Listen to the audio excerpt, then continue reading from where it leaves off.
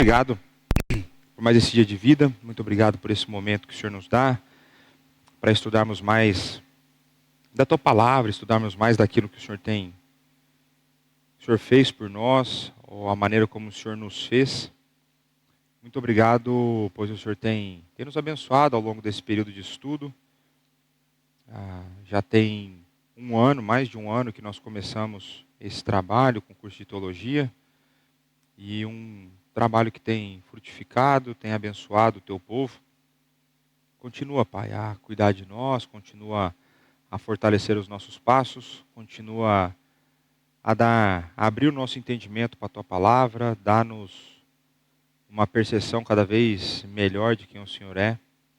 Ajuda-nos a entender quem nós somos, a realidade que vivemos e a maneira como nós devemos ser Seus representantes cá na terra. É o que nós te pedimos, gratos, no nome de Jesus. Amém. Então pronto, já tem a paz. E eu estou vendo certo. Ô louco. Muda o clima, começa a mudar o clima, começa a ter chuva, aí começa a ter milagre. E o pessoal fala que na igreja presbiteriana não tem milagre. Olha isso aí. É um avivamento na terra. Então pronto. Vamos lá. Vamos retomar. E eu estou muito animado para ver como que vai ser.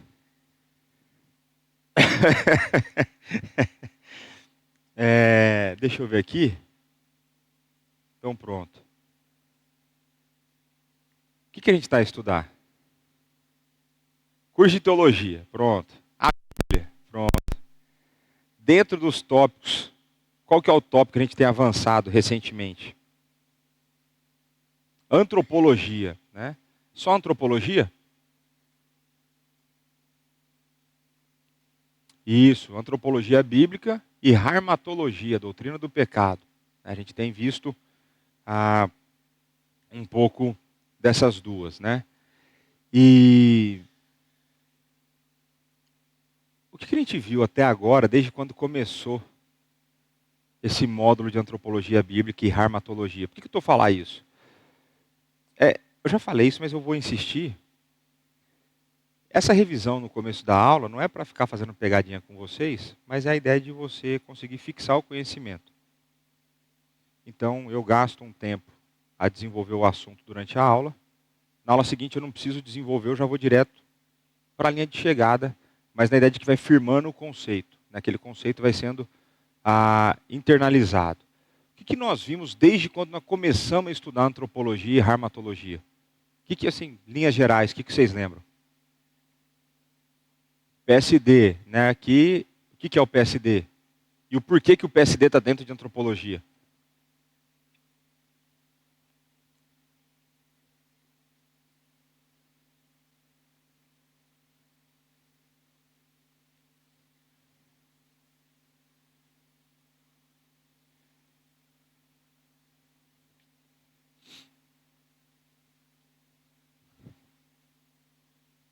Então,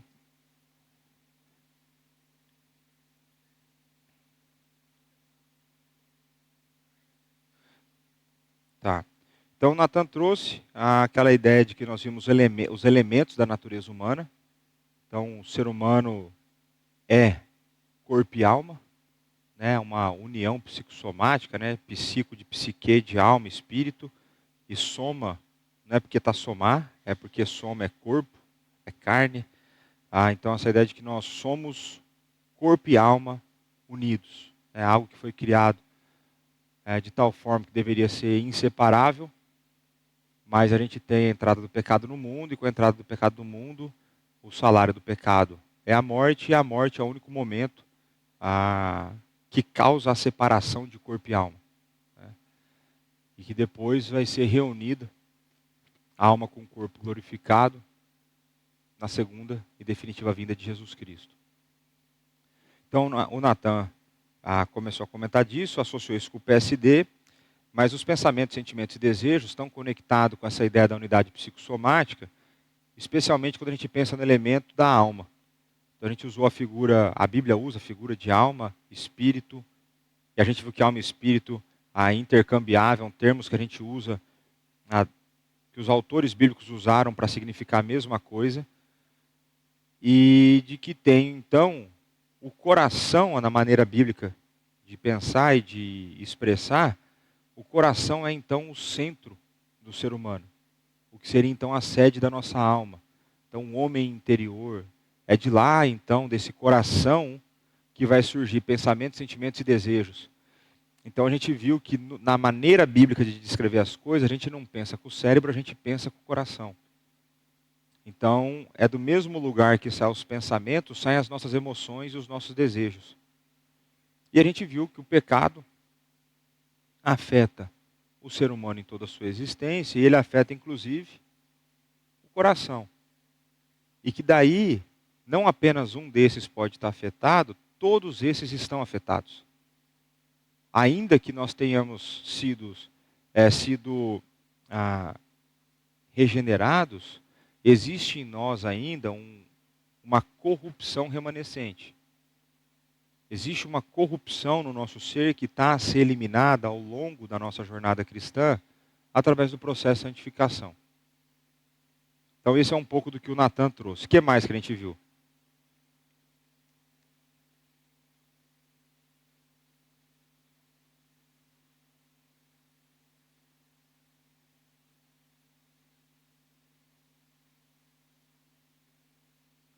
Certo.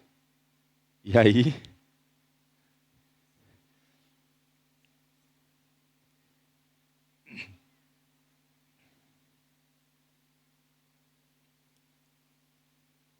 Isso, então a gente falou um pouco da maneira como muitas vezes a forma como a gente pensa conflita com a maneira como a gente deseja e age.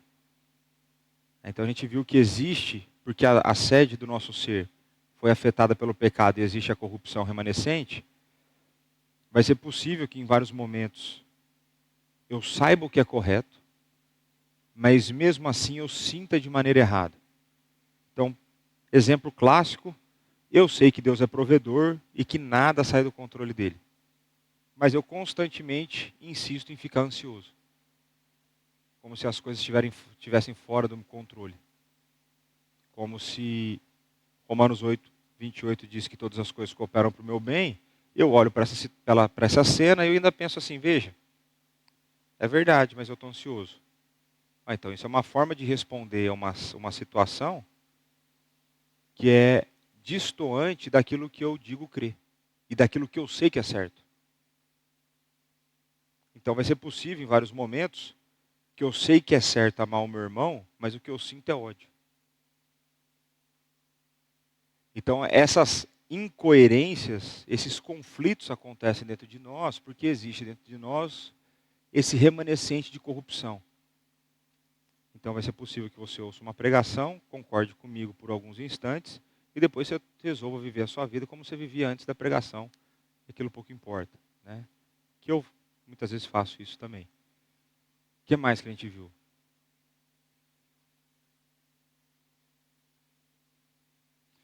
Então, o Bibiano trouxe aqui, e eu vou passar rapidamente pela aula passada, porque eu sei que faz tempo,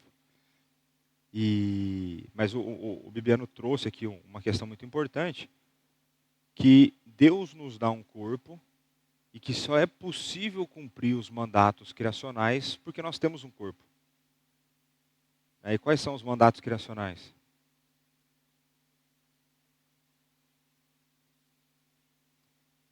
Então, social, cultural e espiritual. Significam o que mesmo?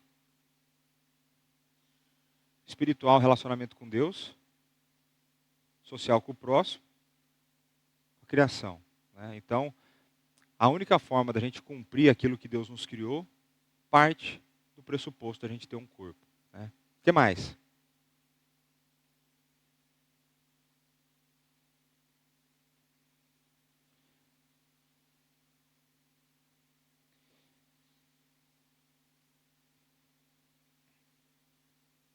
Pronto. Então isso foi um pouco de algumas reflexões que eu tive, né, na maneira como essa relação entre corpo e alma ela é tão profunda que dores da alma se manifestam fisicamente no nosso corpo. Então, por exemplo, quando você está com aquela raiva danada de alguém, dor de cabeça, por exemplo. Ou pessoas que vão ter úlcera de tão nervosas que às vezes as pessoas são. O que mais? Vocês lembram? De possibilidades.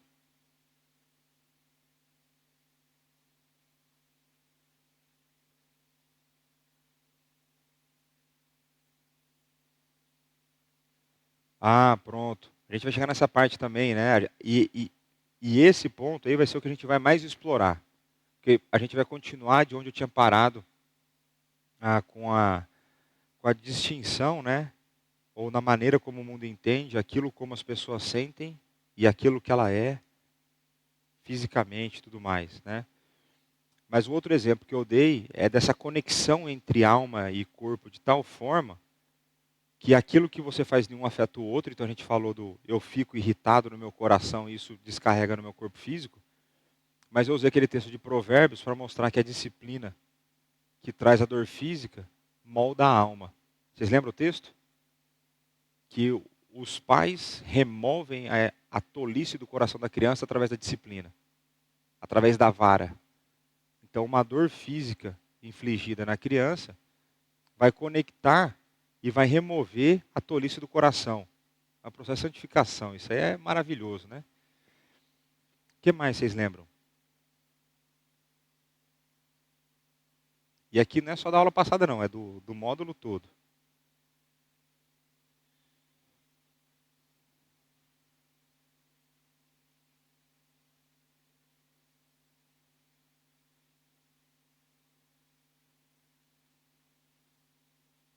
Isso, então a gente pegou lá o exemplo de Davi, né, que não confessava os pecados e os ossos foram esmagados, né?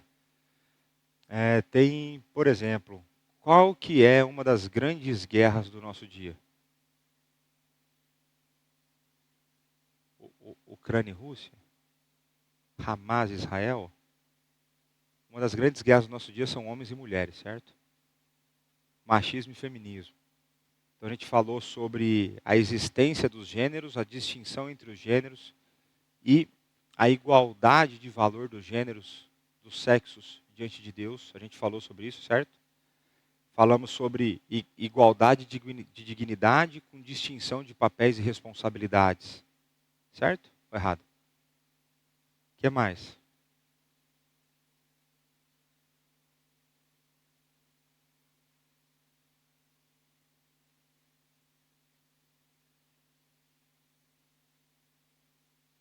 Pronto, então ó, o Bibiano foi bem no começo do negócio mesmo. Que qual que é das razões para a gente estudar antropologia? Eu falei que uma das razões para a gente estudar antropologia é de que existem antropologias sendo propostas lá fora. E se a gente não entender a antropologia direto do manual de quem criou, manual do fabricante, se a gente não pegar o manual do fabricante para entender o que o ser humano é, a gente vai acabar por aceitar antropologias falsas.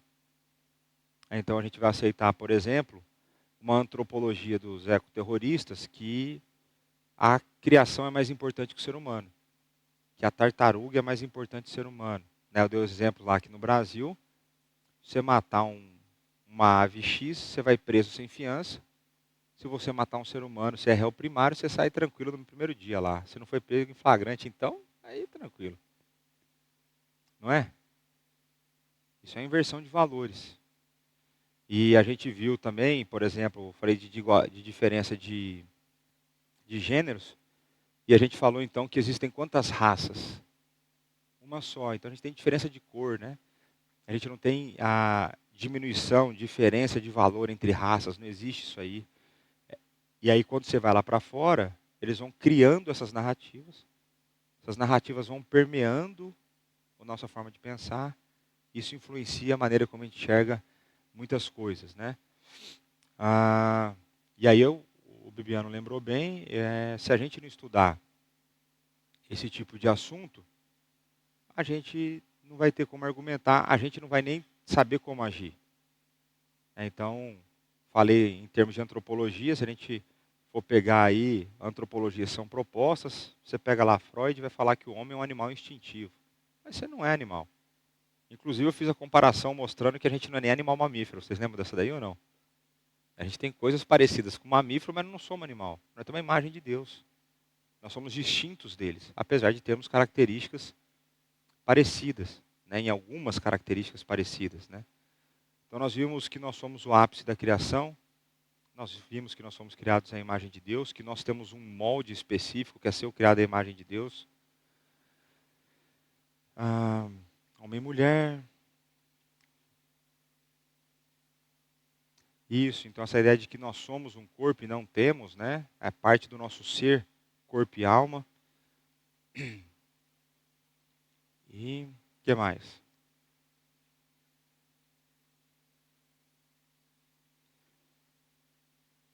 Isso, a gente vai recapitular esses desafios hoje, né? A gente vai dar recapitulada nesse, na maneira como lá, vou colocar lá fora, acho que eles vão entender a linguagem, como lá fora é pensado, de que pouco importa o corpo que você tem, o que importa é a maneira como você se sente. E a gente vai argumentar o contrário. Em última instância, não é que não importa o que você sente, mas na maior parte do tempo não importa mesmo. Mas o importante é o que você é. Então eu falo da ideia de você ter algo factível, verificável, que é o seu corpo, e não as suas emoções, né? Então pronto.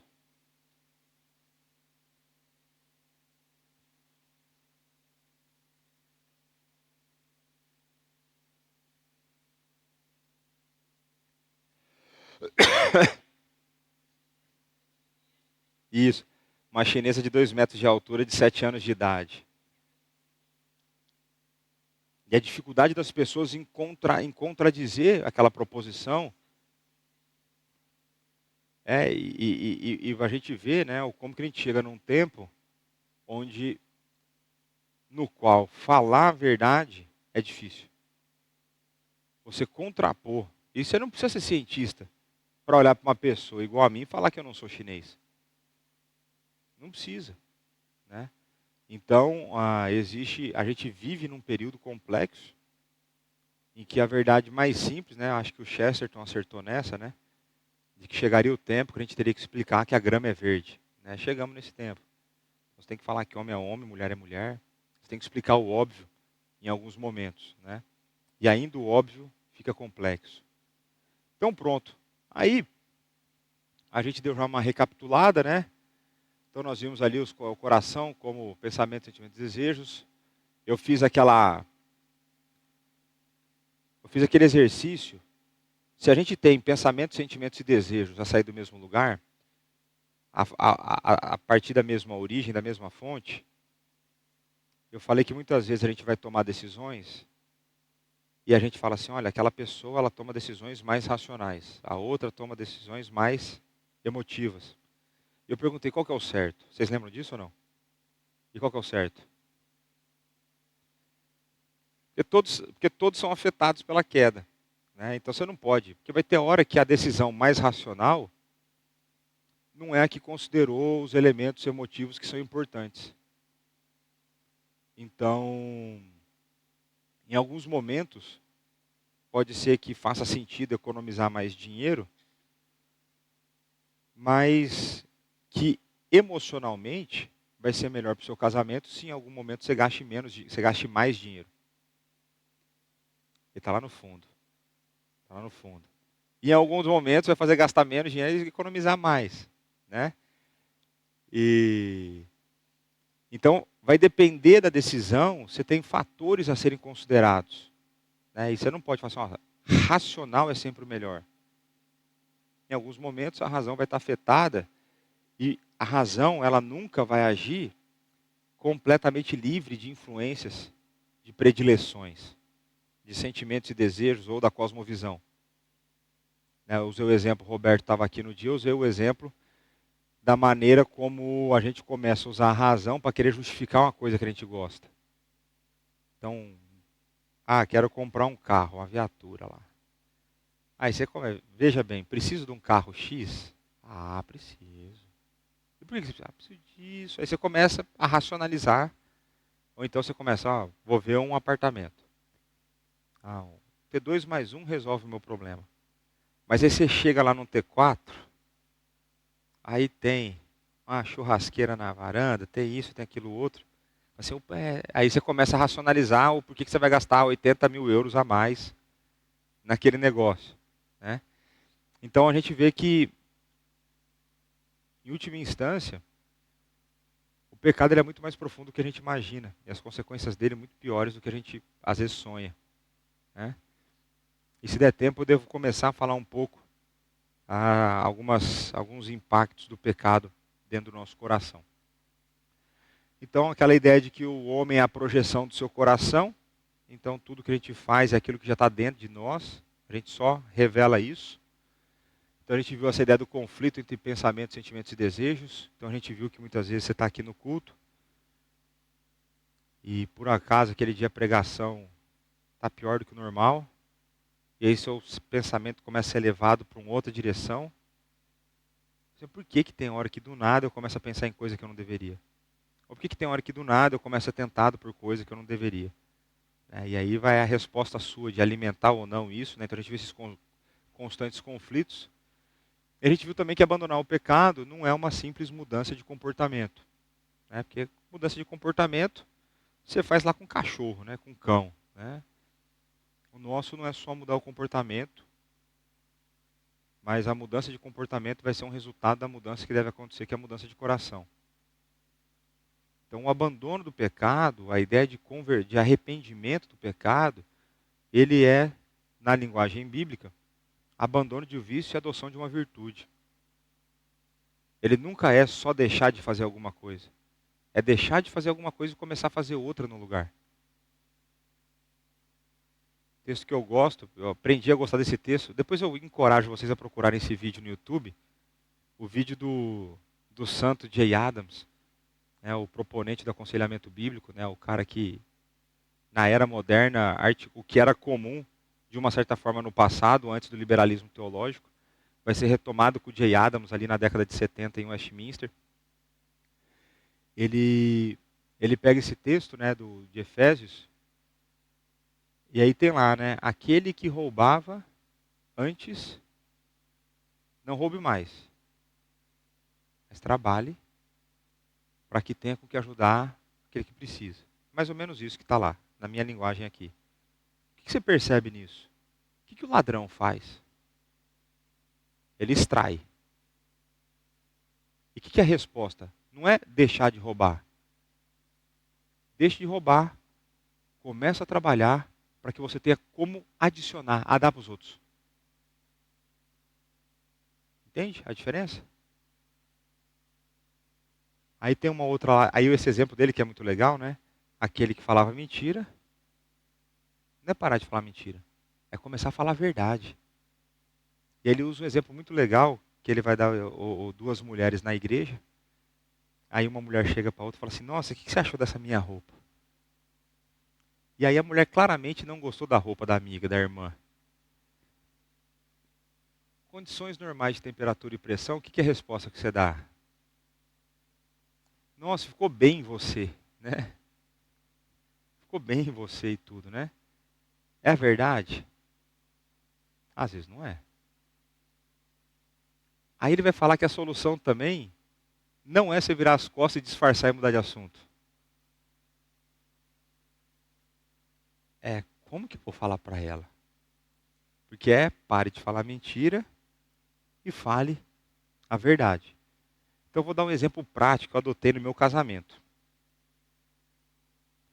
Às vezes a Daniela fala assim, você gostou da roupa? Alguma coisa do gênero? Aí eu falo, você quer ser feliz ou ouvir a verdade? Né? Eu falo, tem coisa que é melhor não perguntar. Eu trabalho, eu acho que as categorias que eu trabalho melhor é decência ou indecência. Porque a questão do que é bonito e que não é, em termos de roupa, varia, né? Teve uma vez, eu gosto muito dessa história. Eu ia sair com a camiseta, a Daniela falou assim, a gente tá saindo, né? Eu falei, vamos. Você vai com essa camiseta? Eu falei, vou. Essa é a minha resposta. E eu continuei com a camiseta. Ela falou assim, você entendeu a pergunta que eu fiz? Eu falei, entendi, a resposta eu já dei. Ela me perguntou se eu ia sair com aquela. Ela não falou assim, eu não gostei. Ela falou assim, mas eu não gosto dessa camiseta sua. Eu falei, só não usar. Você não usa e tá tudo certo. Aí eu falei assim, ela falou assim, não, mas porque essa camiseta é feia. Eu falei, tá, mas eu gosto dela. Ela falou, mas parece pijama, mas ela é gostosa. Era uma camiseta meio bege que eu tinha. Ela era meio bege e tinha uma gola a ver com um pano, um tecido diferente, né? Eu lembro dela, porque eu lembro até a marca dela, porque ela é gostosa mesmo, né? Ela falou assim, não, mas eu não gosto. Eu falei, tá, por acaso eu te falei as roupas e os sapatos seus que eu não gosto? Ela falou, não, mas tem? Eu falei, vixe, muito, muito. Ela falou, qual? Não te conto. Por quê? Porque você vai querer parar de usar e comprar outros, não dá. Então, a gente tem que dar um jeito de falar a verdade, né? Então pensa nisso, né? O mudar não é apenas mudar comportamento. Abandono de pecado é mudança de coração. A gente pode externamente mudar as coisas, a gente pode enganar. Eu falo, povo, aqui na igreja, eu sou um pastor altamente enganável. Por quê? Porque eu sou louco para o povo mudar. Então eu quero acreditar que a pessoa mudou. Então a pessoa vem e fala assim, pastor, eu mudei, eu larguei aquilo, eu estou doido para acreditar naquilo. E a resposta sempre é essa, você pode me enganar, você pode me iludir. Agora Deus conhece teu coração. E eu vou ficar de trouxa, mas quem vai levar na orelha de Deus é você. E eu estou bem sendo trouxa assim. É óbvio que não é todo mundo que me engana, mas tem uma boa parte que consegue. Por quê? Porque eu quero acreditar que você mudou. Eu quero acreditar que o Espírito está agindo na sua vida. Eu quero acreditar que você está indo para o novo céu e nova terra e não para o inferno. A expectativa do meu coração é essa. Então pronto. E agora eu vou passar bem rápido aqui sobre alguns elementos pelos slides da aula passada, só para a gente recapitulando, né? Então, eu falei da anotação do meu professor do professor dele da década de 70, né? Então ele tem um papel com a anotação de aula de 50 e tantos anos de idade, o papel. Mas essa ideia de que o corpo, ele é parte do ser humano, mas ele não é necessário para a manutenção da personalidade. O que ele quer dizer com isso é de que a gente continua a ser uma pessoa depois da morte, mesmo que o corpo não esteja unido à alma. A gente não deixa de ser uma pessoa, só está no momento temporário, estado intermediário, que não é o estado de sono profundo, é um estado intermediário entre a morte e a vinda de Cristo. E a gente continua a ser uma pessoa, até porque a gente continua numa relação de intimidade com Deus e, na verdade, nesse momento depois da morte, melhor do que a gente vive hoje. Sim. Aí o conhecimento daqui eu já não sei. Você vai ter uma parábola lá que Jesus fala de que viu o que estava a acontecer, né? Mas eu não sei. Eu não sei se tem essas conexões aí entre as realidades. Mas vamos lá, ó. Então, depois o Poitras vai falar disso, né? Então, o corpo é como uma parte essencial da natureza humana. Eu falo isso, inclusive, na ideia de quando Cristo se encarna, era necessário que ele assumisse um corpo. A gente viu Gênesis 1 e 2, então somos uma unidade psicossomática, a natureza foi assumida por Jesus. Então a gente viu lá o elemento do corpo, então a gente viu que o corpo ele é necessário para o cumprimento dos mandatos criacionais. E aí eu coloquei isso aqui, que é não apenas um meio, mas ele também define como. Vocês lembram disso ou não? Como que o corpo define a maneira como você vai cumprir os mandatos criacionais?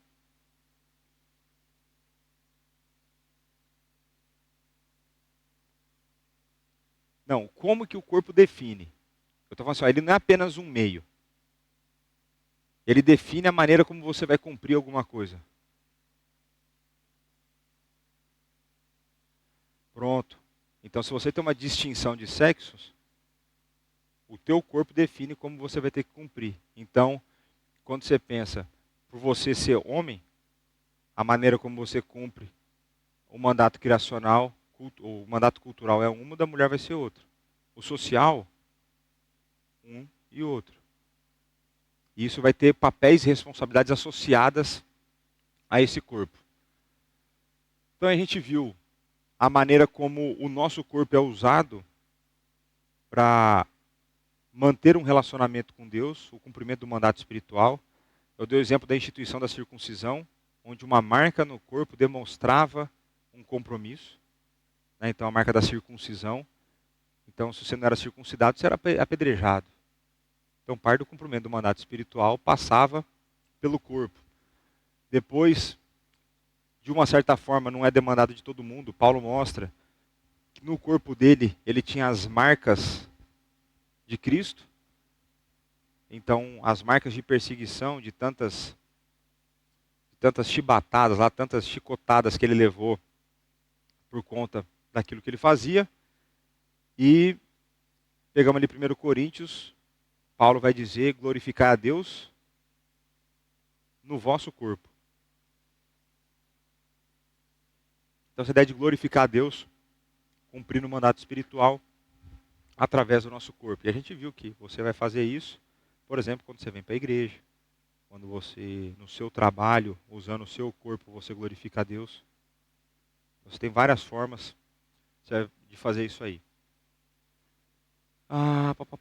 Aí depois falei, aqui tranquilo. Esse aqui eu coloquei, né, a ideia de como o nosso corpo, oferecer o nosso corpo como sacrifício vivo a Deus. Então essa ideia do culto coletivo. Né, fiz aquela correlação, né, de que o, no singular, né, corpo, mas de uma multiplicidade. Então não existe desigrejado. Dentro da Bíblia não existe esse conceito. Então existe uma ideia de um corpo com várias pessoas unidos, mas um corpo só. Então é um corpo só de Cristo composto por várias pessoas. É por isso que ele fala o vosso corpo. É um corpo só, com segunda pessoa do plural, vosso, né? E aí Paulo falando mais uma vez, né, o Cristo engrandecido no meu corpo, quer pela vida, quer pela morte.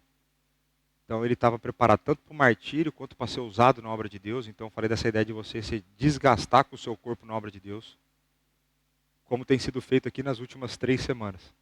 As pessoas têm se desgastado na obra de Deus, usando o seu corpo para glorificar a Deus. Levanta uma sala, mas essa sala vai ter uma finalidade específica para edificação de vidas, né? Depois nós falamos do mandato social, esse é mais fácil. Então essa ideia de não apenas relação com o cônjuge, mas a relação com o próximo de maneira geral. Então em Gênesis 1 e 2 a gente vê o mandato social através da reprodução, certo? E vocês lembram o que é Marcos 2? Não. Marcos 2 é a passagem do paralítico, que o pessoal leva na maca, abre o buraco no teto e desce ele. Então eu falei daquela ideia de que os amigos usaram os seus corpos para levar o aleijado para mais perto de Jesus, né?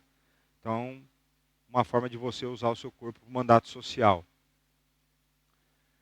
E aí depois, aqui na ideia do 1 Coríntios de novo, né, de que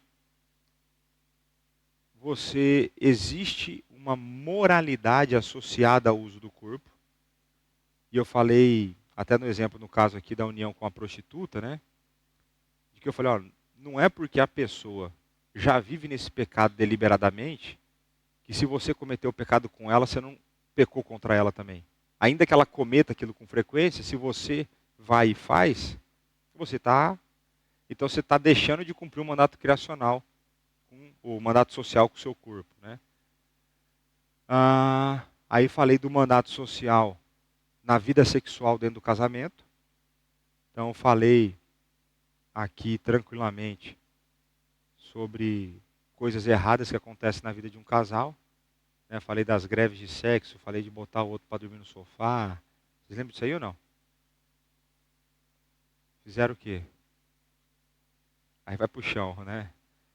Mas a gente olha para o texto bíblico e vê essa ideia de não ficar apartado. Eu falei de quando a mulher toma uma ação desse tipo, por exemplo, né, uma ação desse gênero, ela não apenas está a quebrar uma orientação bíblica, como ela também está a colocar o marido em risco por conta das tentações inerentes pela abstenção sexual, né? Então, existem várias formas do nosso corpo a ser usado no mandato social. E depois no mandato cultural, né? Então, Gênesis 1 e 2, de novo, subjugar, dominar, tudo mais. Gênesis 3, a gente viu a ideia de que não só o corpo é usado, mas também como o corpo sofre as consequências do pecado. Então agora vai ser a partir do suor do seu rosto que você vai comer. Então está envolvido o esforço físico, o corpo está envolvido no cumprimento do mandato cultural. E o último texto ali de Tessalonicenses, você lembra o que é ou não?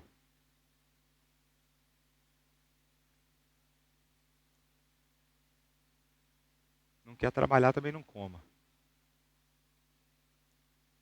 É o cumprimento do mandato cultural.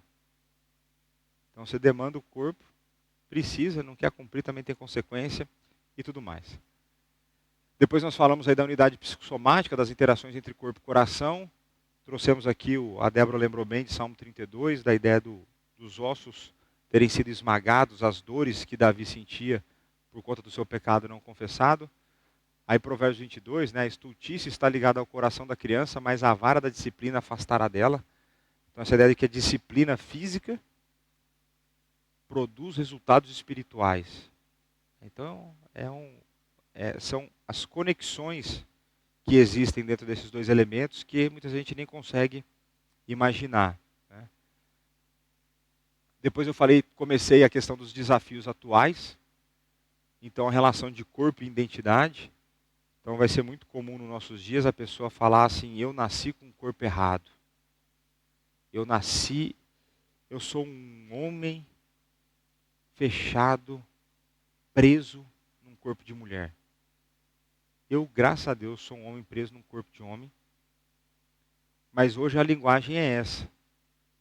Existe uma construção filosófica ao longo de décadas. Pra vocês terem noção, quem aqui já ouviu falar de Judith Butler? Vocês não ouviram, vocês não sabem a bênção que é não ouvir dessa mulher. Mas é uma feminista, das piores que existe, né? Que quanto mais influente é, pior ela tem que ser, né? Porque ela ganha fama pelas ideias dela, né? Mas a Judith Butler vai ser uma proponente de que os gêneros não deveriam ser só dois. Os sexos, no escrito feminista, já tinha isso aí. E o que eu acho interessante é porque ela boicota a própria causa. Se você elimina a distinção entre homem e mulher, como que eu brigo por direitos femininos? Se eu não consigo nem definir o que é uma mulher, né? São batalhas dos nossos dias, né? A batalha das incoerências. Mas, então Judith Butler, tem uma outra que é a Sulamita, Firestone, já vão ser mulheres que, muito tempo atrás, décadas atrás, já começavam a semear essa ideia. A gente vai ver que se voltar no tempo, até nos primeiros séculos já tinha algumas pessoas com algumas ideias do gênero. E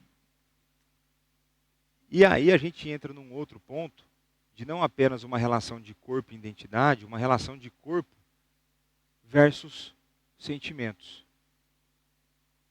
E aí duas das grandes pautas dos nossos dias que tentaram colocar no mesmo alfabeto é a ideia dos ativistas da homossexualidade e dos ativistas da ideologia de gênero. Ambos têm que ter um tipo de abstração do corpo para dar valor para o sentimento e pensamento, em detrimento da realidade visível. Ou, se você quiser falar realidade científica, realidade biológica, aí fica a seu critério. Então, hoje, nos nossos dias, existe uma batalha que está sendo colocada entre corpo e sentimento. E nos nossos dias, o que está sendo estimulado é que quem manda? O que importa é o que você sente. E aí eu falei para vocês e perguntei para vocês se vocês sentem errado de vez em quando. De vez em quando, ainda bem que o Luad já não está aí, né? Aí ele está mais solto, o Luad não está aí, ele está falando as coisas, né? Mas a gente com frequência sente errado. E por que eu vou ouvir, sem nenhum tipo de critério, sem nenhum tipo de filtro, algo que pode estar errado? Como que eu não peneiro aquilo que eu sinto? Ou como que eu não passo? E qual que é o crivo que eu tenho que passar aquilo que eu sinto? As escrituras. Se a minha razão ela não é confiável como deveria ser, apesar dela ser um bom instrumento, apesar dela ser importante, porque ela inclusive é utilizada para eu perceber as Sagradas Escrituras, como que eu confio na minha razão e no meu sentimento se eu não tiver escritura para me guiar, para peneirar o que está acontecendo?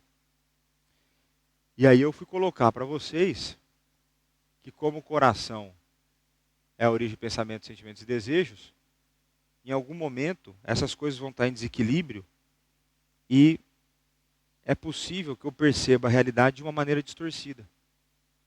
E quais foram os exemplos que eu dei sobre percepção de realidade de maneira distorcida? A anorexia é um dos exemplos. Então, a anorexia, a pessoa está num peso abaixo do ideal, já trazendo riscos para a sua saúde, e ela continua a achar que está o quê? Obesa. Então, ela se olha no espelho e ela se vê gorda. É uma disrupção é uma disruptura com a realidade. Ela não vê mais a realidade como ela é. E aí eu falei que se ela for ao médico, dificilmente o médico vai recomendar uma lipoaspiração e uma dieta restritiva de calorias. Não vai. Porque ela precisa do contrário.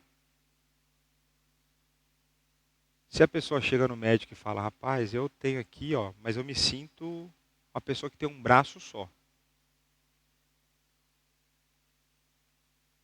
Qual que deveria ser a postura do médico? Não, você tem dois. Não, mas eu me sinto como? Não importa muito.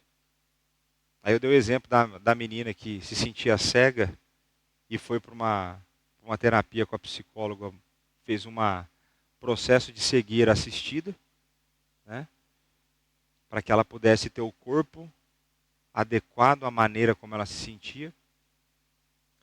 Então a gente começa a ver de que existe no nosso tempo, e por que vocês acham, deixa eu fazer uma pergunta diferente, por que vocês acham que existe essa disrupção com a realidade? Por que que uma pessoa se olha para o espelho estando magra e acha que ela é obesa? O que pode levar a isso? O que pode levar a pessoa a olhar para o corpo dela? Eu falei para você, se você tiver dúvida do que você é, eu falei para você se olhar pelado no espelho, certo? Aí você tira a sua dúvida. O que leva você a olhar para o seu corpo e falar assim, esse corpo é errado?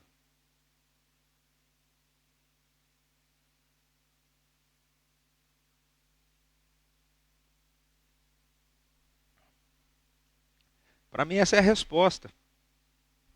A gente começa a perceber as ramificações do pecado quando a gente começa a ver na prática as suas consequências. Então, quando eu começo a ter uma percepção da realidade que não é condizente, o que é isso senão uma afetação do pecado? E veja, não é aquela ideia de que eu cometi um pecado, por isso está acontecendo isso comigo. Não.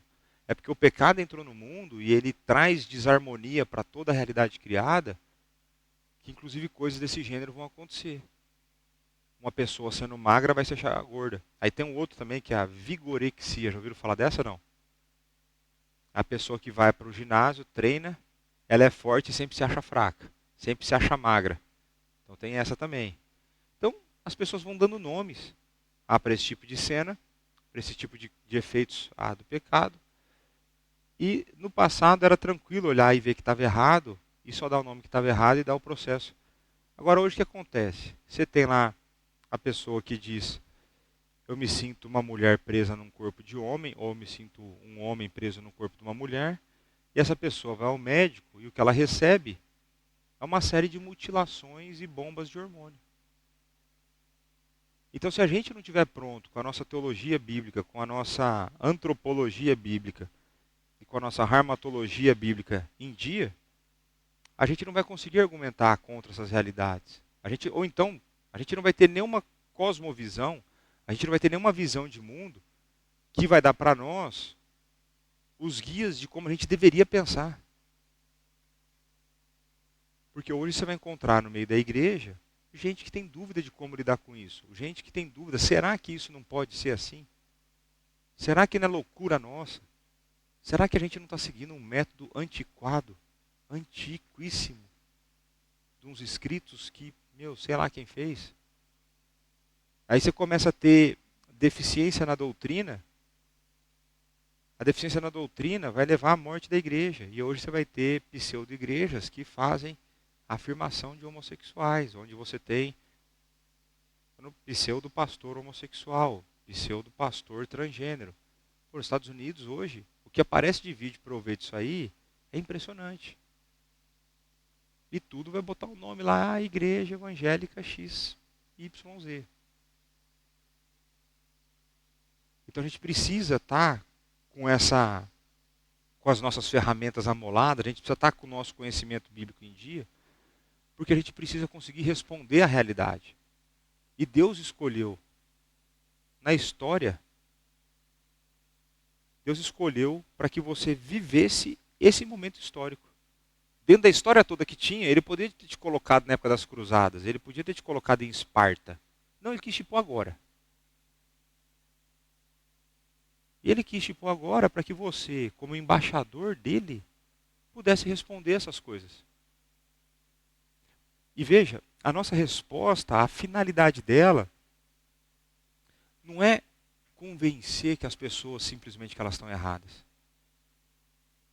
Com a nossa resposta, a gente quer mostrar o que é certo. A gente quer que nesse processo Deus seja adorado. E que essa pessoa que vive em desespero tenha esperança. Eu não conheço nenhuma pessoa que está nesse estado que está tranquila. Tanto é que se você pegar os últimos...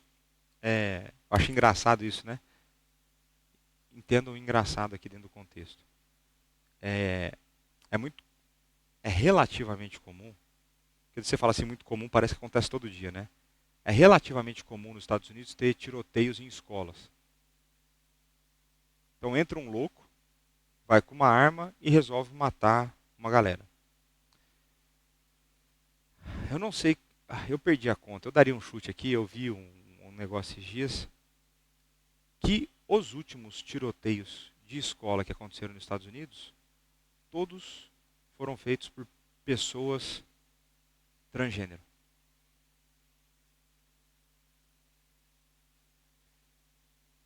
E aí começa a levantar uma pergunta: será que colocar hormônio do sexo oposto no corpo traz efeito colateral? Será que você pegar uma mulher e encher ela de testosterona, será que vai encher o corpo dela de raiva, de agressividade? Será? Eu tenho certeza. E um desses tiroteios a gente estava lá ainda, né? E amigos de professores meus tiveram famílias lá envolvidas nisso aí.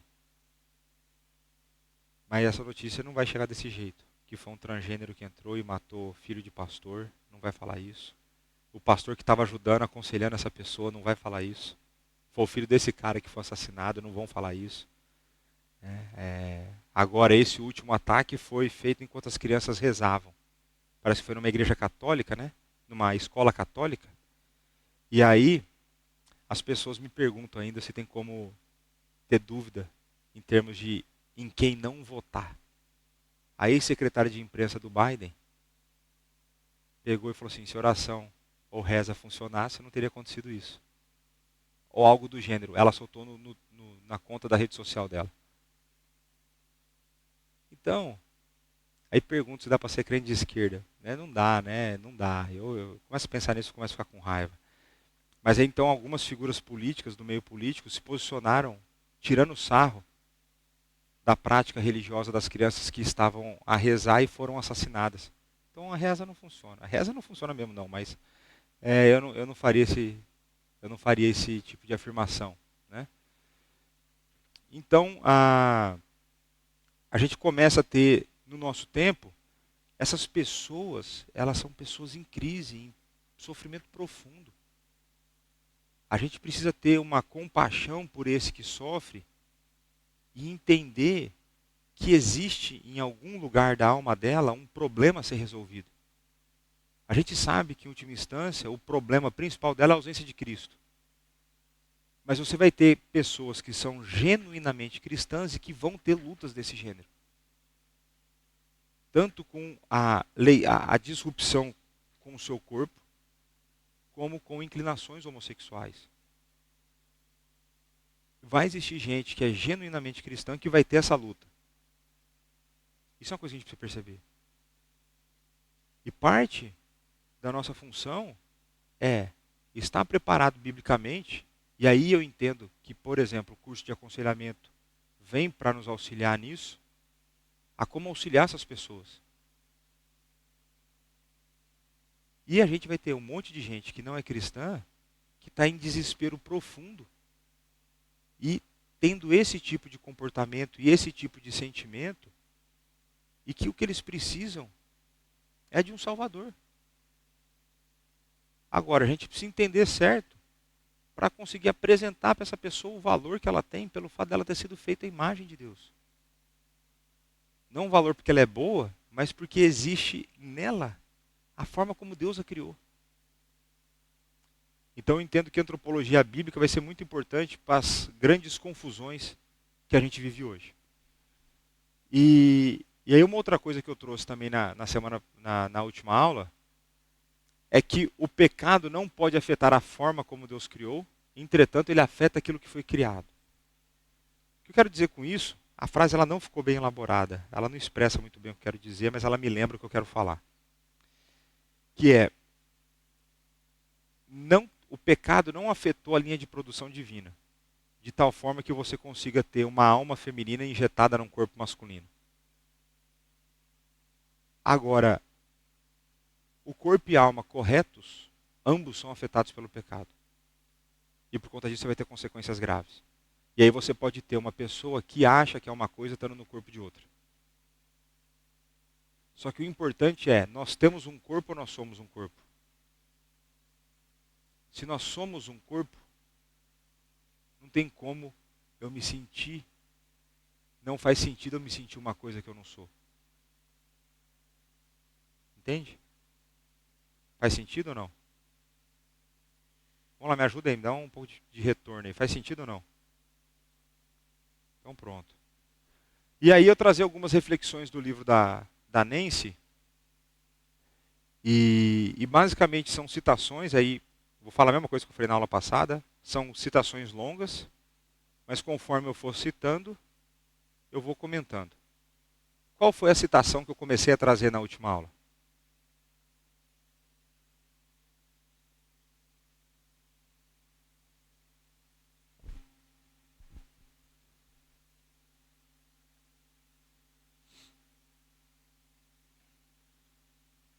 É. Então é a história do Chan, né? Então o Chan, ele sente atração sexual por outros homens e ao mesmo tempo ele é professor de ética cristã, não é qualquer ética, ética cristã. É casado e é feliz com uma mulher e tem 3 filhos. Então ele não é só casado, ele é casado e é feliz. E aí a pergunta que ela faz é, como que essas coisas se encaixam? Faz sentido isso aí? A pergunta dela. Faz sentido ou não? No primeiro momento parece fazer. Certo? Como que você tem uma pessoa com desejos homossexuais casado com uma mulher? E feliz, né? Quem é infeliz tem vários, né? Lá na minha cidade, lá o pessoal falava, tinha vários casamentos de fachada, né? Mas, olha só, o que o Chan vai dizer? Tornei-me cristão no final da adolescência. Também senti atração exclusiva por homens. Decidi que o único caminho disponível para mim era permanecer celibatário. Agora, eu estava a ouvir a palestra dela hoje, e um detalhe que ela não coloca no livro e ela fala na palestra, é de que ele frequentava uma igreja que lá eles chamam uma igreja que afirma a homossexualidade. Então, ele frequentava uma igreja que ter inclinação homossexual não seria problema. Então, não é igreja. Mas era o que ele frequentava. E é nesse local que ele chega a essa conclusão e que as coisas mudam. Por isso que eu falo, Deus busca os dele. Pode estar onde for, ele vai atrás. Né? Pode até estar na sinagoga de Satanás, que são essas pseudo-igrejas. É sinagoga de Satanás. Se vocês virem um vídeo do que esses caras fazem, você não tem dúvida. Você não tem dúvida. Então ele vai falar aqui, né? Então ele entender que ia ser celibatário. Então aceitei o ensinamento bíblico que Deus tinha criado o casamento para um homem e mulher. Então ele entendeu melhor do que todos os governos quase do mundo todo, de que quem criou o casamento foi Deus e que ele estabeleceu um modelo, que o Estado não tem o direito de alterar aquilo que o Estado não criou. Então o Estado não tem direito de mexer no casamento. Ele pode criar formatos de união, mas ele não pode chamar de casamento, porque o Estado não criou casamento. Casamento é um jeito só. Por isso que eu odeio casamento tradicional. Só existe casamento. Família tradicional. Só existe família. O resto não é. O resto é falsificação de Satanás. Mas não é família. E aí, se você começa a usar os termos, você começa a ceder na guerra das palavras. Né? Você começa a perder a guerra das palavras. Então, ele falava assim, ó, como era gay, a minha única opção era abraçar a vida de solteiro. Qual que é o erro dele nessa frase? Que ele era gay. Porque a gente não é o nosso pecado. Porque senão o nosso nome ia ser cumprido, né? Certo? Porque você não se identifica com outros pecados, assim. Você não fala, né? Como que ele fala aqui? Eu era gay, né? Então, assim, você não fala todos os seus pecados. Você não identifica como todos eles. A sua identidade não é definida por eles. Então, esse era um erro. Mas você vai ver que ele percebe esse erro. Então, ele fala, ó, como é que a perspectiva de Chan, né, do Chan, que fala o sobrenome dele, mudou? Explica que começou a refletir sobre a identidade sexual que Deus me deu. Ou seja, o facto tangível de que eu sou um homem. Assim como o homem, a intenção original de Deus para mim na criação era que eu me pudesse relacionar sexualmente com uma mulher. E qual que é o detalhe que eu falei que é importante aí? Com uma. Então ele não precisa se sentir atraído por várias. Ele precisa se sentir atraído por uma. E ele achou essa uma que atraía ele. Isso é importante. A gente vai ver que continua a ter umas coisas aqui. Vamos lá. Ó.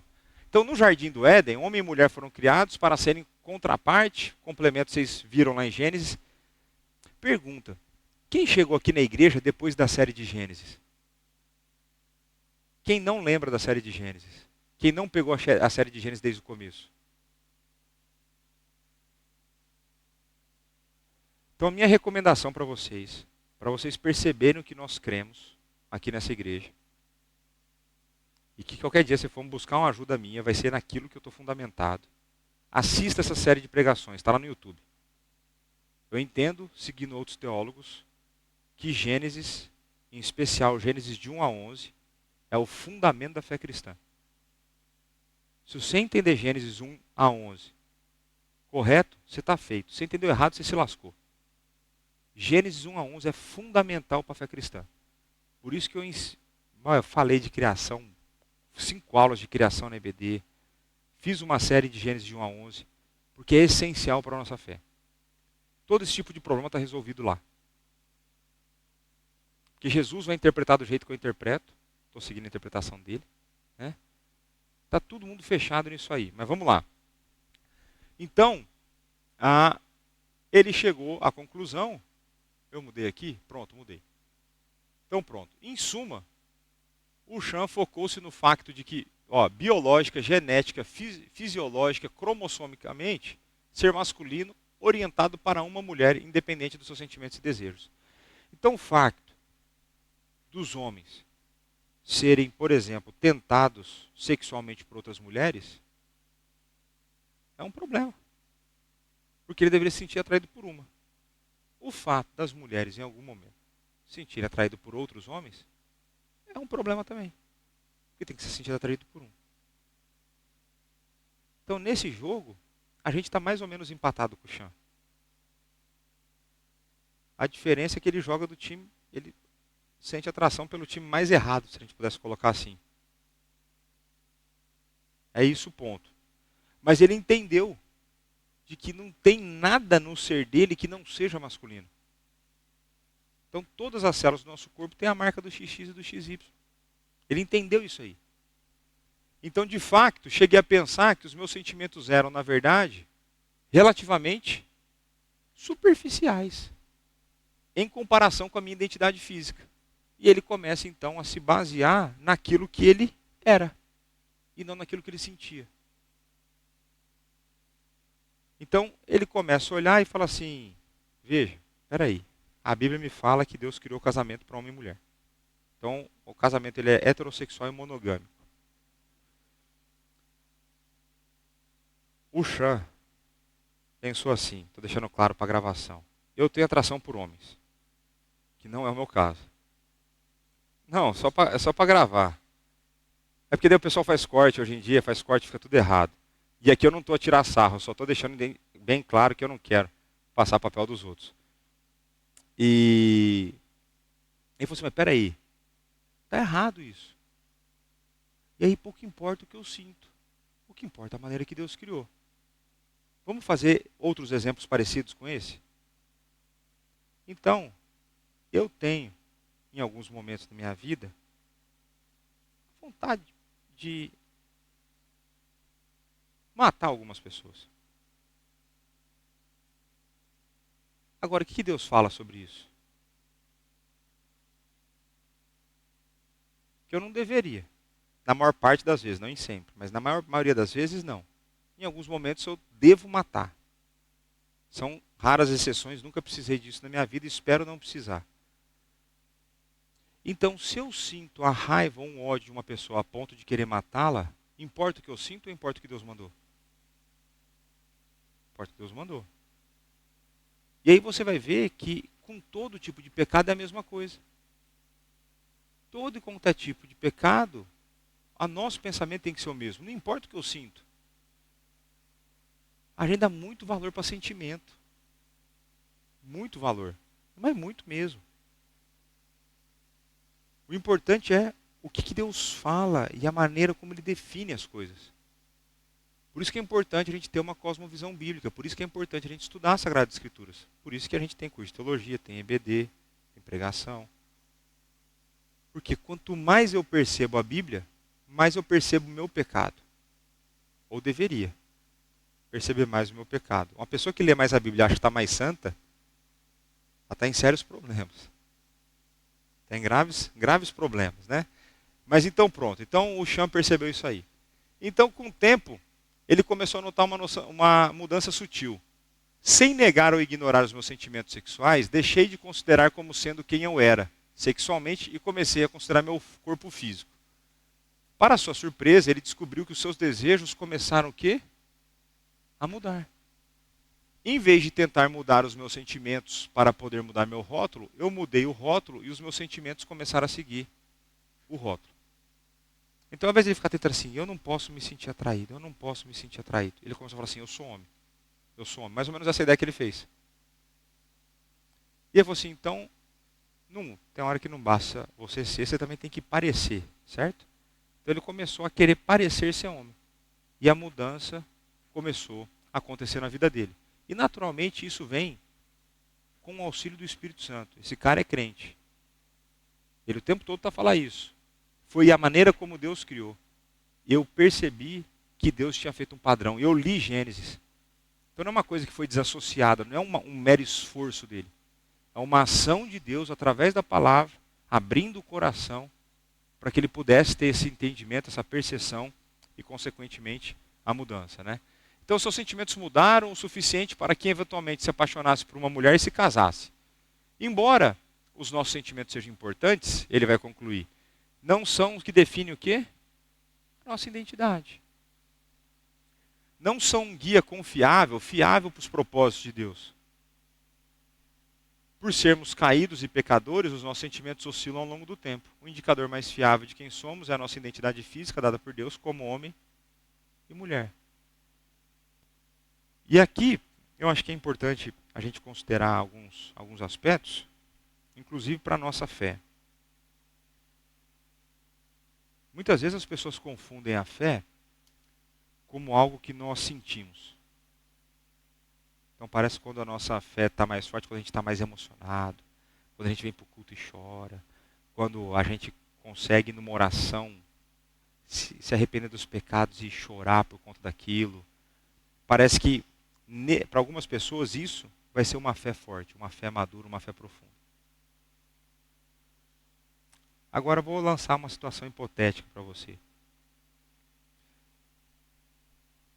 Você consegue confiar ou depender dos seus sentimentos nos momentos mais difíceis da sua vida?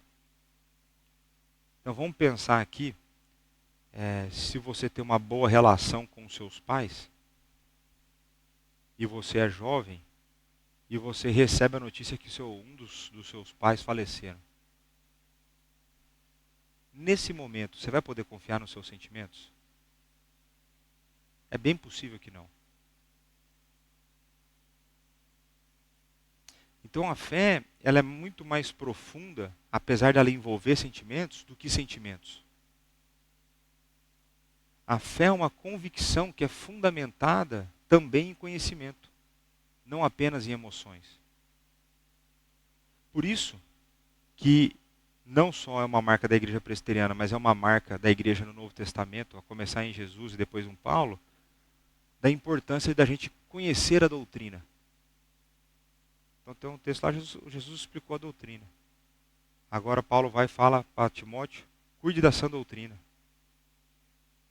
Porque a fé, nos termos bíblicos, é também um conjunto de crenças. Então tem momento no texto bíblico que você lê, a fé que vocês receberam. É o conhecimento bíblico que eles receberam. Não é o sentimento que eles têm. Então a fé, ela é também um conjunto de crenças. Então, num certo sentido, quanto mais você conhece verdadeiramente a Deus através da Bíblia, maior é a tua fé. E a nossa fé, ela tem que ser treinada de tal forma de que quando o momento difícil vier, a tua reação automática não vai ser o teu sentimento, vai ser aquilo que você sabe. Então, no meio da tua tristeza profunda, com um diagnóstico ruim, ou com uma notícia de morte, por exemplo, você vai lembrar que existe um Deus que é soberano, que controla todas as coisas e que faz com que todas elas cooperem para o seu bem. Isso é uma fé madura. Ainda que você esteja a sofrer, o teu coração sabe daquilo. Então, em última instância, apesar que você se sinta abalado, o que você sabe vai mudar a maneira como você sente. E aí eu já dei aquele exemplo da... Dei.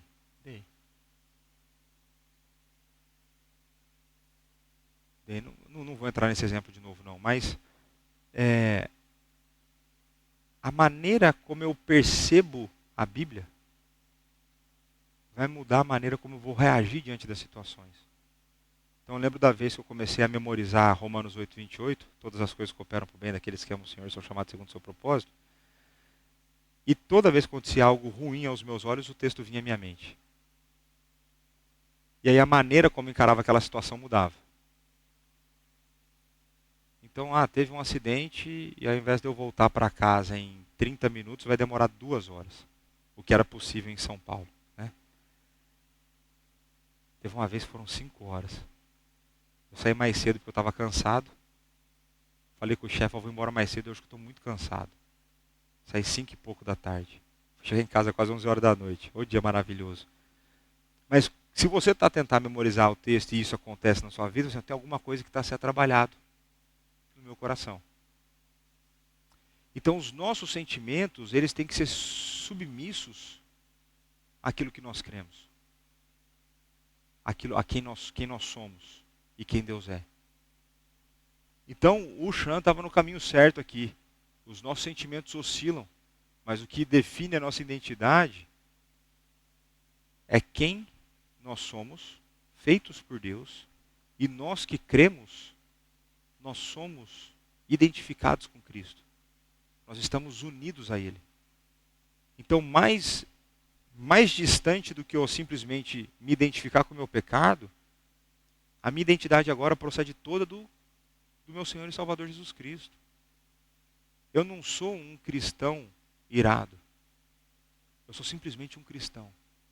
Porque tudo aquilo que é apresentar diante de Deus vem dele. E não mais daquilo que eu entrego diante de Deus. Então a minha identidade é alterada e fundamentada toda nele. Né? E aí, é agora que começam as novidades. Mas só que vocês não lembravam nada, parecia uma aula tudo de novo. Né? Olha só, então o que significa? Significa que o Chan ficou livre da atração sexual por homens? Não. Como todos os outros seres humanos caídos e pecadores, por vezes ele sente-se atraído por alguém que não seja sua esposa.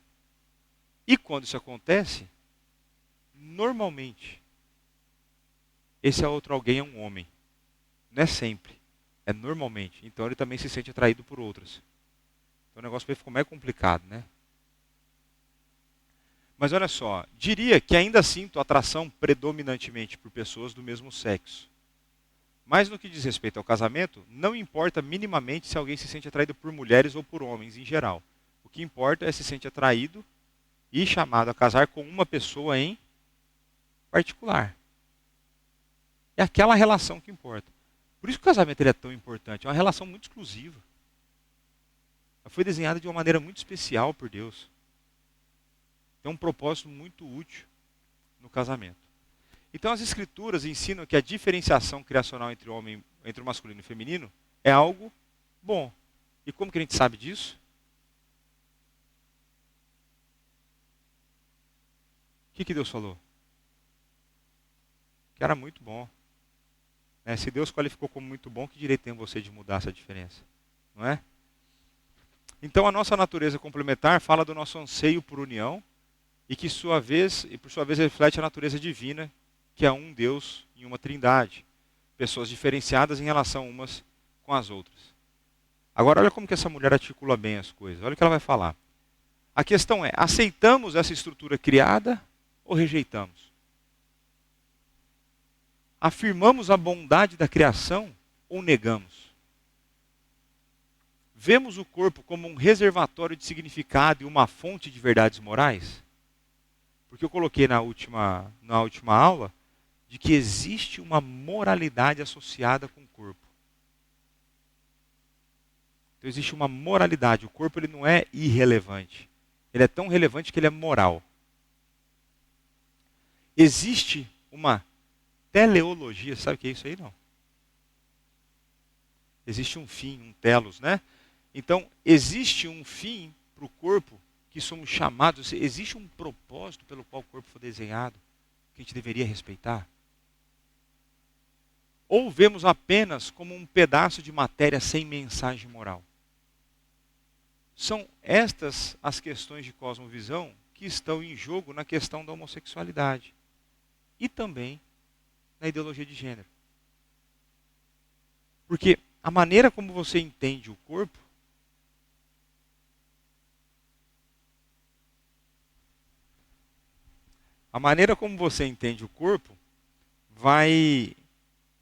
vai definir a maneira como você permite-se ou não pensar sobre alguns assuntos. Então, se o corpo não tem nenhuma moralidade associada, tem problema eu pegar o corpo e usar de um jeito errado? Não existe nem jeito errado, porque não tem moralidade. Por isso que eu falo que Gênesis de 1 a 11 é essencial. Porque se eu creio na forma como Deus criou, da onde vem a ideia de que o corpo é irrelevante em termos de origem, se a gente voltar no tempo? Vai chegar no evolucionismo, onde você simplesmente é um aglomerado de coisa que foi ao longo do tempo virando alguma coisa que de uma hora apareceu um hominídeo, que de uma hora virou você. Que começou do nada surgiu alguma coisa, dessa alguma coisa que surgiu.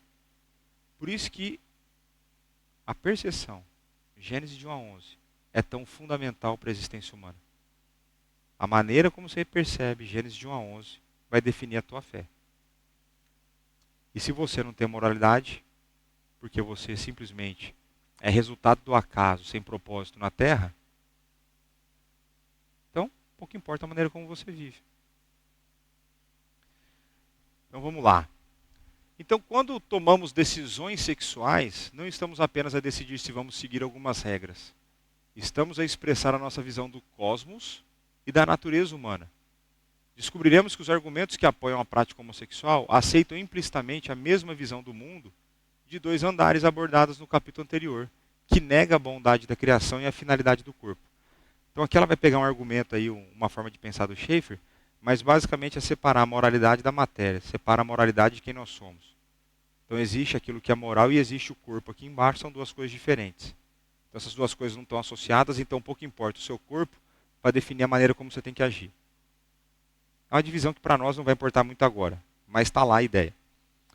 O ponto que ela vai explorar aqui, e que eu acho importante, que a maneira como a gente se comporta sexualmente mostra a nossa visão do mundo. A nossa moralidade sexual comunica aquilo que nós cremos acerca das coisas que Deus criou, a maneira como que Ele criou e o propósito para que Ele criou. Então, se Ele criou o homem para uma mulher e para que a vida sexual acontecesse dentro desse casamento, variações disso mostram que a gente não crê naquilo que Ele fez. Simples assim. A gente vai falar, não, mas eu creio, tal. Ou não crê, você age de outro jeito. Pode ser uma queda, pode ser um desvio, pode ser de fato uma pessoa crente faz isso, mas comunica aquilo que está enraizado no nosso coração. Então vai continuar. A questão central é a forma como definimos a nossa identidade. Hoje em dia é amplamente assumido que os seres humanos são movidos principalmente por desejos, sentimentos e atrações. E que os seus sentimentos sexuais definem a sua identidade. Isso aqui, quando eu for dar a palestra de ideologia de gênero, eu vou mostrar a forma como... é duro você chamar esses caras de pensadores, né? A forma como alguns pensadores ao longo da história, e um deles chamado Alfred Kinsey, de que ele vai definir, na proposta dele, de que a felicidade humana só é possível através de uma vida sexualmente ativa e pervertida. É essa a proposição desse camarada. Só que existe um outro problema associado a isso, que nós somos, na história do mundo, vai ser só a partir de tempos recentes que ser feliz é algo importante. Ser feliz nunca foi importante no mundo. Isso é uma criação nossa, recente. Uma das maiores besteiras que fizeram no mundo foi isso aí. O povo está preocupado em obedecer a Deus, em sobreviver. Aí na nossa época, na nossa vez, criaram essa ideia de ser feliz. Eu vi até um cara que nem é cristão, que acho que é o Marcelo Tassi que vai falar isso, mas tem outras pessoas que falam isso também. Mas eu vou pegar a ideia de outras pessoas, de que um dos maiores absurdos que uma mãe pode fazer, ou os pais podem fazer para um filho, é falar para o filho assim, a única coisa que eu quero é que você seja feliz. Porque felicidade, como que você conquista e como que é mensurado? Você coloca um alvo na vida do teu filho que é inatingível. Porque se você define felicidade através de conquistas, todas as vezes que você conquista, o teu nível de felicidade muda. E o teu padrão vai mudar. Você tem que desejar para o teu filho é que ele seja crente, que ele seja fiel, que o resto é consequência. Mas hoje, as pessoas associaram isso, né? Não, olha filho, não importa o que você faz. Eu quero que seja feliz. Não, isso aí não funciona. Felicidade não é meta de vida. Pode ser consequência, mas ela não é meta. Meta de vida é agradar a Deus. Meta de vida é ser fiel a Ele. Meta de vida é se tornar igual a Cristo. Mas enfim, então no nosso tempo, na nossa vez, chegou essa história, né? De felicidade. Então, por exemplo, você está casado, chega um dia, você acorda e fala, eu não estou mais feliz com essa pessoa. E aí você vai vir falar com o pastor, vai falar assim, pastor, eu não estou mais feliz. Nós temos muitas diferenças, incompatibilidade de gênios. E eu vou falar assim, pouco importa. Não importa se você está feliz ou não. Importa que você fez um voto. Importa que você fez uma aliança entre Deus, você e essa pessoa e quem estava junto. O que importa é que no casamento você não foi chamado para ser feliz. Isso é uma coisa importante você saber. Você não foi chamado para ser feliz no casamento. No casamento você foi chamado para ser santo.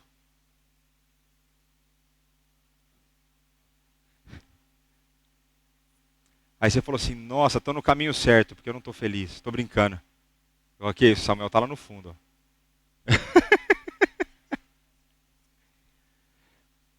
Porque a gente começa a fazer as coisas pela motivação errada, né? Mas isso é tudo pegando ideia dos outros, né? Paul Tripp e tal, esses caras, né? Mas é, a gente dá muito valor para sentimento. Essa é uma lição que você tem que ir embora hoje. Você tem que ignorar mais os seus sentimentos. Os sentimentos não podem te definir, os sentimentos não. Os teus sentimentos não definem o quanto Deus te ama. Entende? Ele já te ama plenamente. É.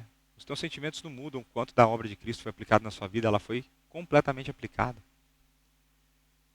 Enfim, então vou parar com as minhas reflexões aqui, mas. Hã?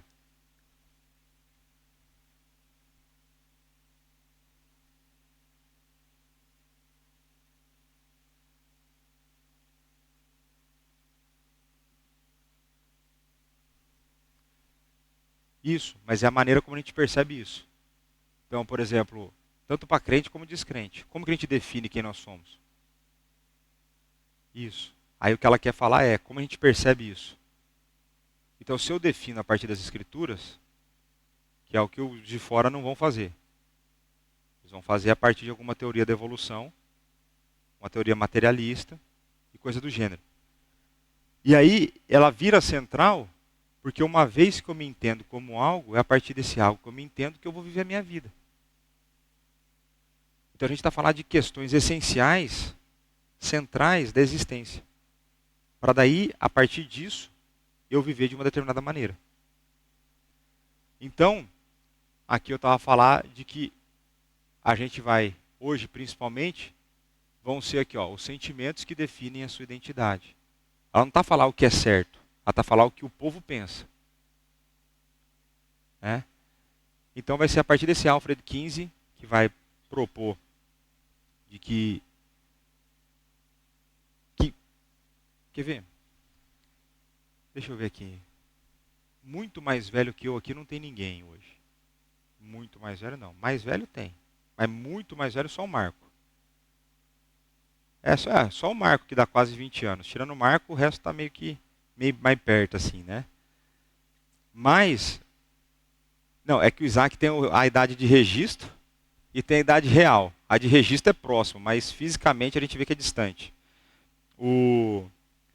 Mas quando a gente pensa aqui, ó, você quer ver como essa ideia que o Alfred Kinsey propõe de que a felicidade é associada a uma vida sexualmente ativa, ela permeia a sociedade de tal maneira. O exemplo clássico para mim é a maneira como meninas, normalmente meninas, quando começam a entrar na adolescência, começam a associar a felicidade delas com ter um namorado. De onde que ela tiraram essa ideia, velho? Quem que falou para essas cabeçudinhas que elas têm que ter namorado para ser feliz? Tem 12 anos, por exemplo. Essa ideia de que a sexualidade que traz a completude de vida e alegria vem décadas a ser trabalhada. Esse cara acho que é década de 60. Essa ideia vem. Aí depois, vou deixar os detalhes mais chocantes para a palestra de ideologia de gênero. Então, os detalhes muito chocantes da pesquisa dele. Mas então isso começa a permear a sociedade. E as pessoas começam a associar felicidade com sexualidade. Tanto é que, segundo as pessoas que creem nessas baboseiras, uma das grandes conquistas do feminismo foi a pílula. Porque trouxe a liberdade sexual que a mulher não tinha e o homem tinha. E aí ela falou assim, agora nós estamos igual aos homens. Mas quem disse que é bom igualar para baixo? Porque a moralidade dos homens era pior, por que faria sentido eu igualar para baixo?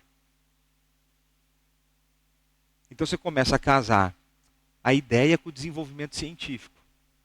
Então você começa quimicamente a conseguir inibir os efeitos indesejados de uma vida pervertida, que no caso que elas estavam querendo era, né, vocês entenderam? para não ficar usando um linguajar muito chulo aqui, está gravado, né? E aí você tem então um desenvolvimento filosófico, ideológico, que fundamenta o uso disso aqui. E aí começa a ter essa pressão para que a sexualidade seja cada vez mais ativa. E quanto mais você pressiona isso, mais você desvaloriza aquilo que Deus te fez. Que é uma pessoa para uma pessoa. Mas está rodando as ideias aí. É isso que os meninos estão aprendendo na escola. E por isso que eu falei lá na última aula que eu não tenho vergonha de falar de sexo. Porque a gente que tem um manual correto. E se a gente não ensina, eles estão aprendendo lá fora. Se os pais não cuidarem, eles estão aprendendo lá fora. E não vale pôr a culpa em mim. Eu estou dando os insumos para vocês alimentarem os filhos. Os ataques começam cedo. Isso está tão enraizado hoje. Esses dias eu estava... Esse vídeo é até velho já, né? Tem umas atrizes brasileiras lá, né? Estava num podcast, né? Podcast hoje também virou um grande centro de falar baboseira, né? E aí tá 3 atrizes lá e uma delas fala assim, nossa, eu só transei com 3 homens diferentes na minha vida. Aí eu falei, credo! Você tinha que ter sido mais... Você tinha que ter feito mais. Você perdeu a oportunidade que você teve na vida.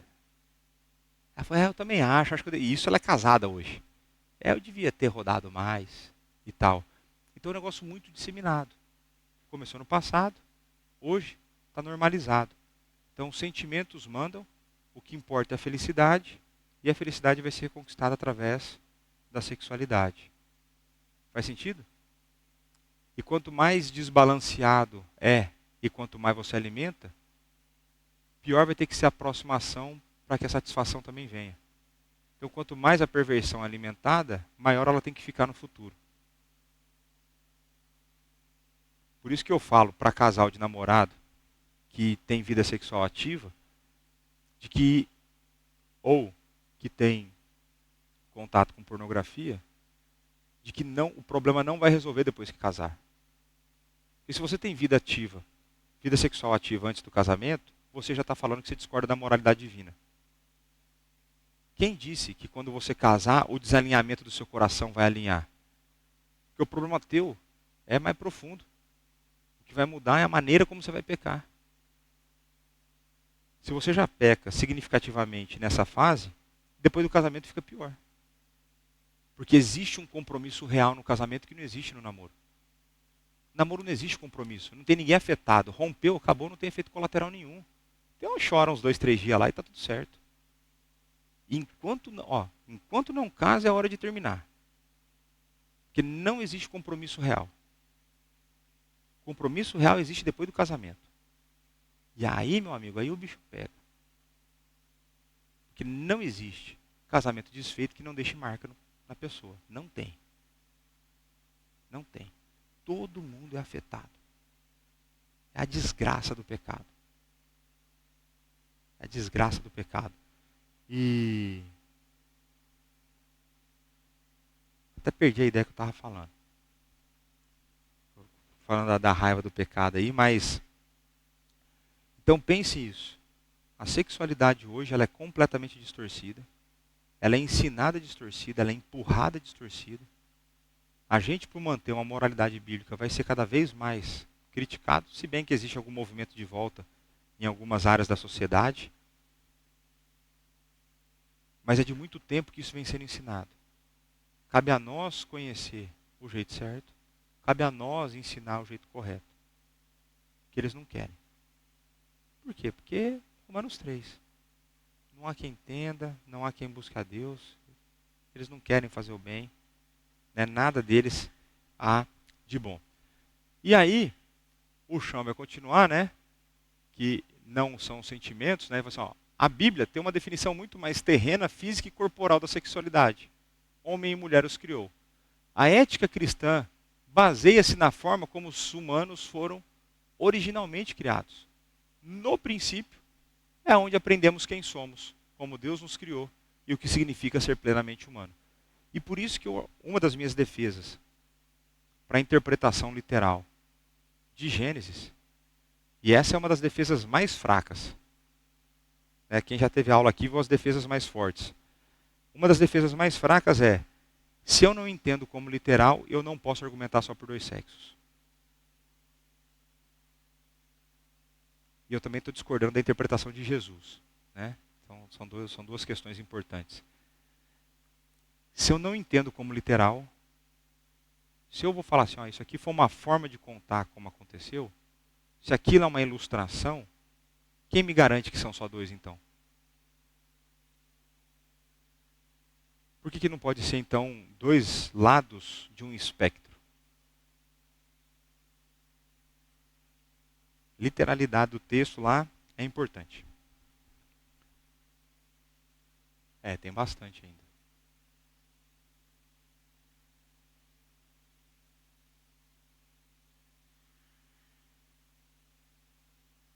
Tá. Aqui, não vou ler a frase toda aqui, mas basicamente tá falar de como foi a estratégia do Chan para mudar isso. E ele vai falar que o mais efetivo foi ele perceber a Bíblia do que tentar mudar os sentimentos. A gente já falou um pouco disso.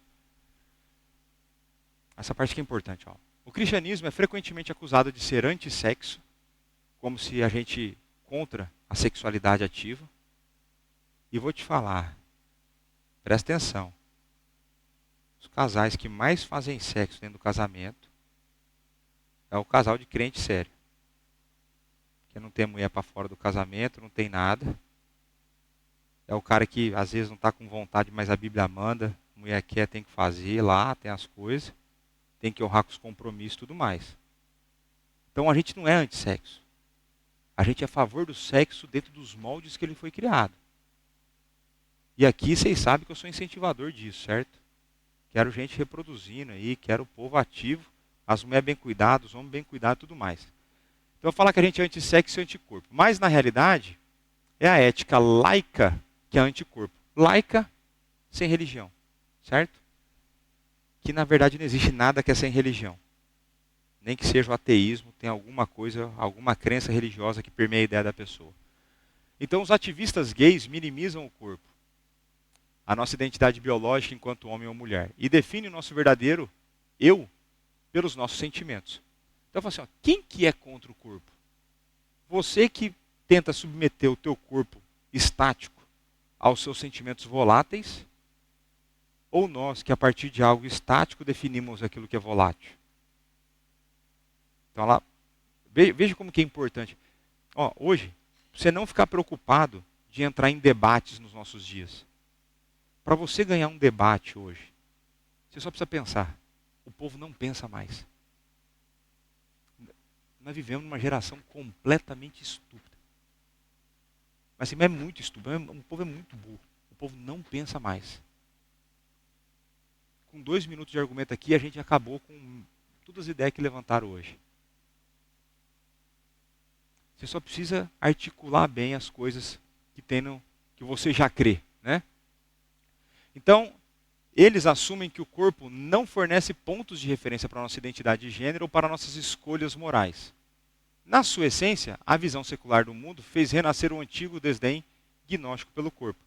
Então tinha lá algumas filosofias gregas que para os caras o importante era o espírito e não a matéria. Então que o tempo nosso de existência era um tempo onde o espírito estava aprisionado pela matéria que era má. Então a morte era até algo bom. Porque você se livra daquilo que é mal e fica só com aquilo que é bom, que é o espírito. Então ele estava assim, ó, de uma certa forma, eles estão a voltar nesse período. Estão a voltar com essas ideias, que é completamente contrário às escrituras, né? Então é o cristianismo que honra o corpo como masculino e feminino, em vez de subordinar o sexo biológico aos sentimentos psicológicos. E aí eu vou parar por aqui, porque em cima desse argumento que ela vai dar agora, dá para a gente conversar bastante coisa. Porque uma das coisas que nós somos acusados hoje é do quê? Portadores do discurso de ódio, certo? Então quando você não aceita, quando você diz o seguinte, não existe casamento entre pares. Então a gente já começa na linguagem, não existe casal homossexual. Porque casal pressupõe duas coisas distintas. Você não tem um casal de tênis, você tem um par de tênis. Porque são duas coisas iguais.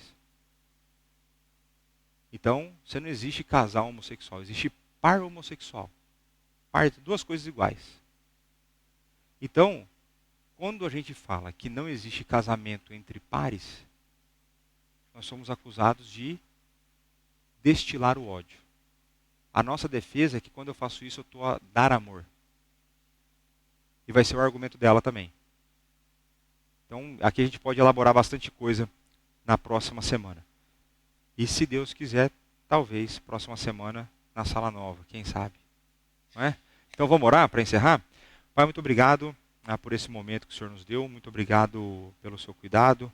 E muito obrigado, Pai, pois o Senhor nos criou de uma maneira perfeita, o Senhor sendo santo, sábio, nos fez homens e mulheres, e na sua sabedoria e na sua santidade o Senhor nos uniu. Muito obrigado pelas diferenças que existem, pelos papéis e responsabilidades. Muito obrigado por o Senhor ter nos feito uma unidade, um corpo e alma. Muito obrigado, pois o Senhor não apenas nos criou, mas se revelou a nós, e na sua revelação o Senhor nos mostra a maneira como nós devemos viver, aquilo que nós devemos fazer, a moralidade que existe, a forma de viver que te agrada, Pai. Dá-nos cada vez mais capacidade de perceber a Tua palavra, dá-nos cada vez mais condições de articular aquilo que cremos, e faze-nos, Pai, a pessoas gentis, preocupadas com o próximo, pessoas preocupadas em levar a Tua palavra, em levar as boas novas de salvação. Dá-nos a oportunidade de conversarmos, de mostrarmos a nossa visão de mundo, para que em tudo isso o Seu nome seja glorificado. É no nome do Teu Filho, nosso Senhor e Salvador Jesus Cristo, que nós oramos e agradecemos. Amém.